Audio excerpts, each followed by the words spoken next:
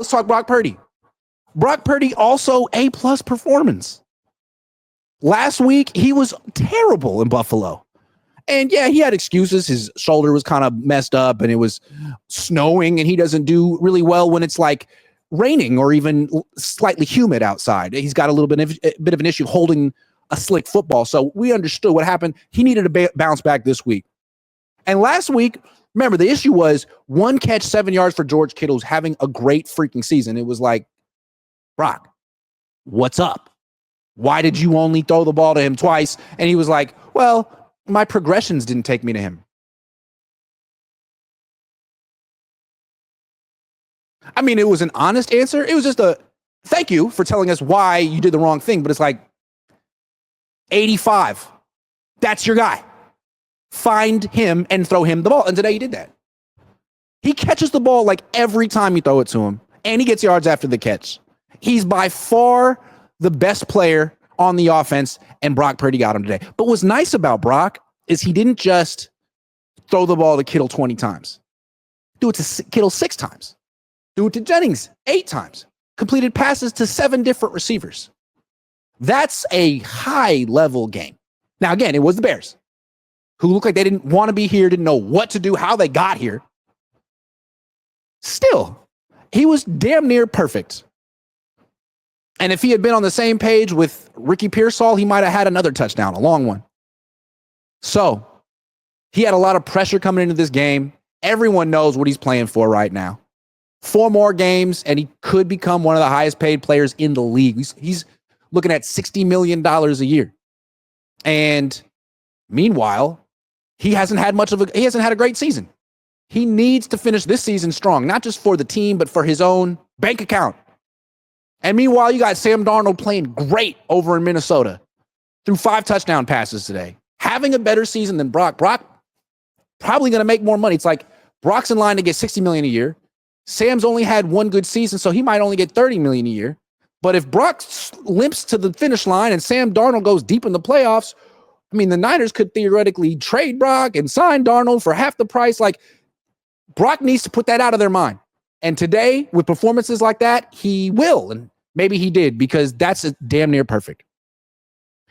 Now, I don't think I'd pay him $60 million a year, but I think what they could do is give him a contract, a multi-year contract that's backloaded, like all the outrageous salary cap numbers the last couple of years. The first few years are manageable.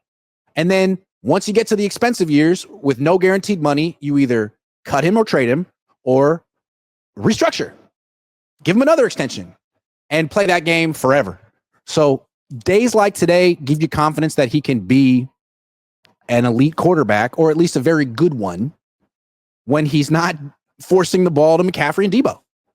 It is so interesting what happens to this offense from Kyle to Brock to George when you're not forcing the ball to McCaffrey and Debo. Yeah. Still, I think the Niners, I mean, Brock has more to prove. Like, for the rest of them, they were great today. It was the freaking Bears.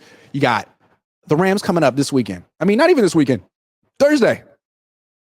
That's when Brock needs to play his bet. If Brock finds a way to beat the Rams after what the Rams just did to the Bills, that's a big-time win.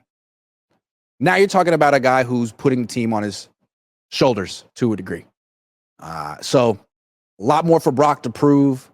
He needed this one, especially with the day that Sam Darnold had and the season that Brock's had so far.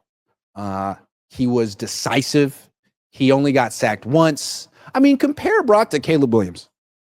Caleb Williams did pretty good in this game. I mean, his numbers like 17 to 23, only 134 yards, but 2 touchdowns, no picks. He had that fumble that looked kind of like it wasn't a fumble. It was like the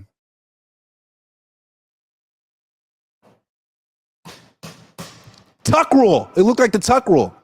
And when Tom Brady does it, it's a fumble. But when Caleb Williams does it, I don't know. It's not a fumble. Anyway, you could tell that Caleb Williams was super indecisive. In the first half, he was hanging out in the pocket. I don't know what he was trying to prove. He took 6 sacks before he started scrambling. Brock Purdy was extremely decisive, didn't hold the ball too long like he was doing earlier in the season, made some nice throws down the field, which I was wondering if he could still do. He didn't look like a guy with an injured arm. He did get smacked at the end and stayed down, came out for a play, went back in. We'll see if he pops up on the injured list tomorrow. I just don't think I get the feeling that Brock's on a freaking mission to make $60 million a year. He's not going to let anything hold him back.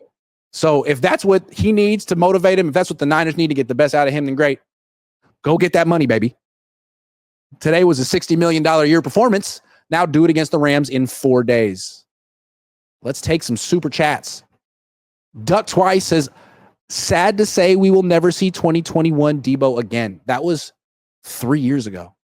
Shreddy Murphy says, tinfoil hat, this was Kyle's audition for Bears head coaching job. Would be hard to get hired if you lost to an interim coach. See Gary Kubiak in practice. That's a very interesting theory. Could be. He was coaching so hard. He was challenging every play. This was the most engaged, intense Kyle I've seen in a long freaking time. He challenged a play that got challenged already. He was like, I don't care. Review it again. And in retrospect, is one of probably the worst challenges of all time. I mean, they just reviewed it, but I liked it. I liked it.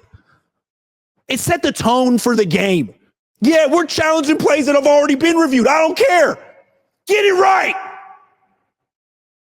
And that's the face he made when he made the challenge. I thought he was great. It's the Kyle Shanahan I like. I'm not reading your $2 thing, Rob Schneider. Thanks. Colin Anthony says in his second year, Kittle set the single season record for tight end yards with CJ Beathard at quarterback. He might still make the Hall of Fame, but Kyle's misuse of him will hide that he was Gronk, Kelsey level talent. I completely agree with that.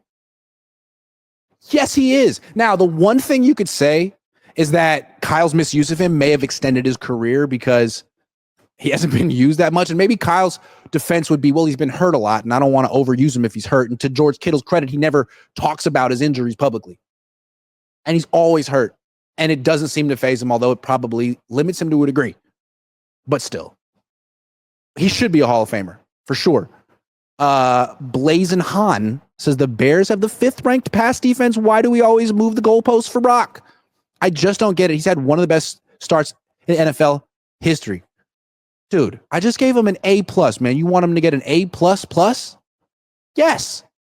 I think it's also worth pointing out that the guy who coaches the defense got fired last week, and that defense played like it.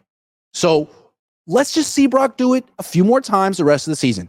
I know you're dying, Blazin' Han, to give him the extension tonight, but he's not legally eligible for one yet, according to the NFL bylaws. I don't know what a bylaw is. What makes a bylaw different than a law? I don't know. He's got another month to go. And we're all open-minded. We're cheering for Brock. Go, Brock! Yeah, Brock, go! That's what we're all saying.